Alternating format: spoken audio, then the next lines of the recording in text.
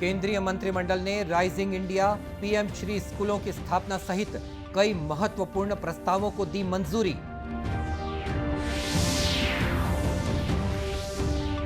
छत्तीसगढ़ सहित देश के विभिन्न राज्यों में अगले वर्ष मार्च तक सार्वजनिक वितरण प्रणाली के हितग्राहियों को फोर्टिफाइड चावल देने का लक्ष्य। नई दिल्ली स्थित राजपथ का नाम बदलकर किया गया कर्तव्य पथ।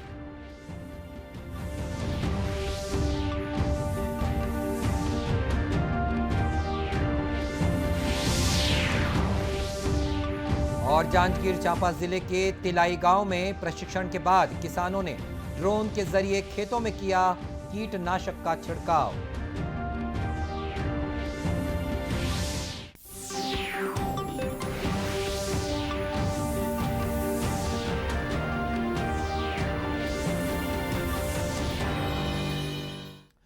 नमस्कार, आप देख रहे हैं दूरदर्शन समाचार। मैं हूं मनीष अहलूवालिया और अब समाचार विस्तार से। केंद्रीय मंत्रिमंडल ने राइजिंग इंडिया, पीएम श्री स्कूलों के लिए पीएम स्कूलों की स्थापना की एक नई केंद्र प्रायोजित योजना शुरू करने को मंजूरी दे दी है।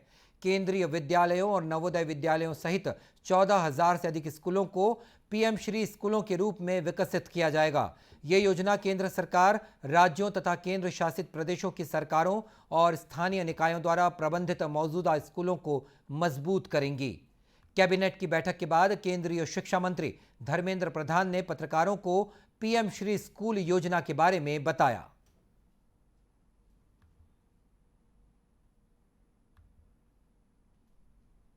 Prime minister school for rising India PM Shri के नाम पे एक आदर्श विद्यालय, एक सर्वश्रेष्ठ विद्यालय, एक मॉडल स्कूल बनाने के लिए आज कैबिनेट ने मंजूरी दी है। 2022 से 27 साल, 2022 से 2027 तक 5 साल के अंदर 27,360 करोड़ रुपया की लागत से लगभग 28,000, लेकिन एग्जैक्टली 27,360 करोड़ रुपया, 14,597 यानी 600 भी आप कह सकते हैं, 14,597 इतने स्कूल की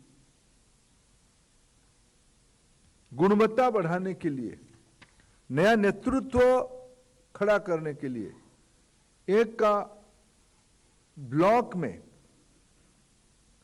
2 स्कूल बन जाए। एनईपी ने पहली बार देश में बाल वाटिका की कल्पना, यानी सरकारी स्कूलों में प्ले स्कूल की कल्पना लाया है। वहीं कैबिनेट ने प्रधानमंत्री गति शक्ति कार्य प्रारूप को लागू करने के लिए रेलवे की भूमि के दीर्घकालिक पट्टे पर नीति को भी स्वीकृति दी है। केंद्रीय सूचना और प्रसारण मंत्री अनुराग ठाकुर ने बताया कि इस नीति से रेलवे को अधिक राजस्व मिलेगा और लगभग 1,20,000 रोजगार सृजित होंगे। अगले 5 साल में 300 पीएम गति शक्ति कार्गो टर्मिनल भी विकसित किए जाएंगे। 300 से ज्यादा पीएम गति शक्ति कार्गो टर्मिनल्स विकसित किए जाएंगे। 1.25 लाख से ज्यादा इसमें रोजगार स्वरोजगार के अवसर होंगे। इससे माल ढुलाई में रेलवे की हिस्सेदारी में बढ़ोतरी भी होगी और देश में ओवरऑल लॉजिस्टिक्स कॉस्ट में भी कमी आएगी।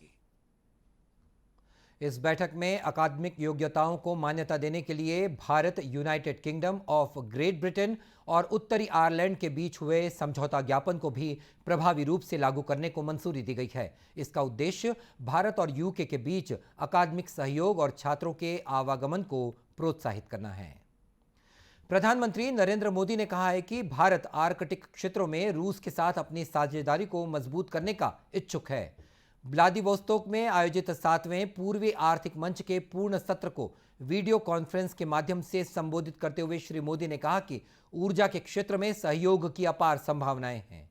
उन्होंने कहा कि ऊर्जा के साथ साथ भारत ने रूस के सुदूर पूर्व में औषधि और हीरे के क्षेत्र में भी महत्वपूर्ण निवेश किया है।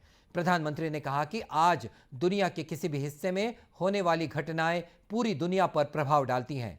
श्री मोदी ने कहा कि यूक्रेन संघर्ष और कोविड महामारी का कुप्रभाव वैश्विक आपूर्ति श्रृंखलाओं पर पड़ा है। उन्होंने कहा कि खाद्यान्न, उर्वरक और ईंधन की कमी विकासशील देशों के लिए बड़ी चिंता का विषय है। श्री मोदी ने कहा कि इस महीने व्लादिवोस्तोक में भारत के वाणिज्य दूतावास की स्थापना के 30 साल पूरे हो रहे हैं। प्रधानमंत्री ने बताया कि भारत इस शहर में वाणिज्य दूतावास खोलने वाला पहला देश था। देश भर में व्यापक सूक्ष्म पोषक तत्वों की कमी से निपटने के लिए सार्वजनिक वितरण प्रणाली के तहत फोर्टिफाइड चावल का वितरण किया जा रहा है।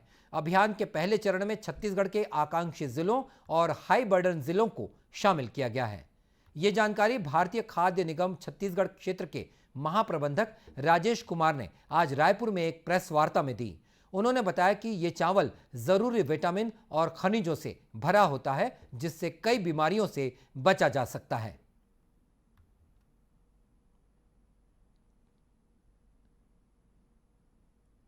फोर्टिफाइड राइस का जो भारत सरकार की योजना है वो सारे भारत में चलाई गई है, जिससे जो हमारी मालन्यूट्रिशन की समस्या है, जिसका प्रतिशत महिला और बच्चों में 67% के करीब है और पुरुषों में 27% के करीब है। तो इस मालन्यूट्रिशन की समस्या से निजात पाने के लिए भारत सरकार की ये एक बहुत अच्छी योजना है, जिसमें राइस में हम न्यूट्रिएंट ऐड करके और पीडीएस में वितरण करके इस राइस को उनकी मालन्यूट्रिशन की समस्या से निजात दिला सकते हैं। इसमें 3 तरह के न्यूट्रिएंट हम ऐड करते हैं, जिसमें आयरन है, फोलिक एसिड है और विटामिन B12। तो इस समस्या से जो निजात पानी है वो अभी जैसे छत्तीसगढ़ में मैं आपको बताना चाहूँगा कि छत्तीसगढ़ में हमारे जो एस्पिरेशनल और हाई बर्डन डिस्ट्रिक्ट है वो 10 हैं, उनमें ये चावल वितरित किया जा रहा है स्टेट गवर्नमेंट के द्वारा। और मिड डे मील ICDS में पूर्ण रूप से 100% ये फोर्टिफाइड राइस ही दिया जा रहा है। और आने वाले नेक्स्ट ईयर में 1 अप्रैल से सारे जो NFSA की योजनाएं हैं उसमें ये 100% फोर्टिफाइड राइस ही दिया जाएगा। श्री कुमार ने बताया कि योजना के दूसरे चरण में अगले वर्ष मार्च महीने तक सभी राज्यों में हितग्राहियों को फोर्टिफाइड चावल वितरण करने का लक्ष्य रखा गया है। नई दिल्ली स्थित राजपथ का नाम बदलकर कर्तव्य पथ कर दिया गया है। केंद्रीय मंत्री और नई दिल्ली नगर पालिका परिषद की पदेन सदस्य मीनाक्षी लेखी ने नई दिल्ली नगर पालिका परिषद की बैठक के बाद पत्रकारों से बातचीत में कहा कि परिषद ने राजपथ का नाम बदलकर कर्तव्य पथ करने के लिए एक प्रस्ताव पारित किया।